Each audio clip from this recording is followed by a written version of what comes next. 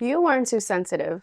You were in environments that weren't sensitive enough, and let's talk about that. Because so many of you grew up believing that your emotions were the problem, and it wasn't. Growing up, some of you were called dramatic, emotional, or just doing too much, not because you actually were, but because you were around people who didn't have the emotional capacity to respond to you with care. Sensitivity is not a flaw. Your body was telling you that something wasn't safe, something didn't feel right, or something needed attention. When you grow up in an unsafe environment, your emotional needs get dismissed, minimized, or ignored. And over time, you begin to internalize that something must be wrong with me. Now, as a mom, I see things in a different lens.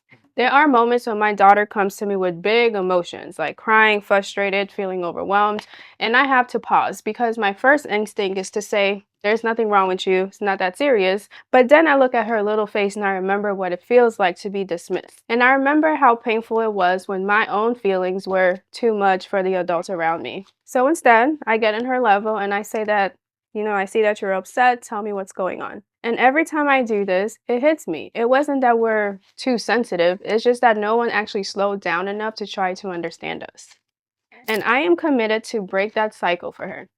As a therapist, here's the truth. Your emotions weren't too big. Your caregiver's bandwidth was just too small. You crying when you felt sad wasn't excessive. They just weren't welcomed. Your feelings weren't complicated. They were just misunderstood. As adults, many people carry the belief that expressing needs makes them needy, that asking for reassurance is being clingy, or that wanting to talk things through means that you're doing the most. None of these are flaws. They are normal, healthy emotional needs that never got the chance to be honored. This is why in relationships today that you might apologize for how you feel. Emotionally shut down to keep the peace. Question whether you're overreacting and avoid asking for help.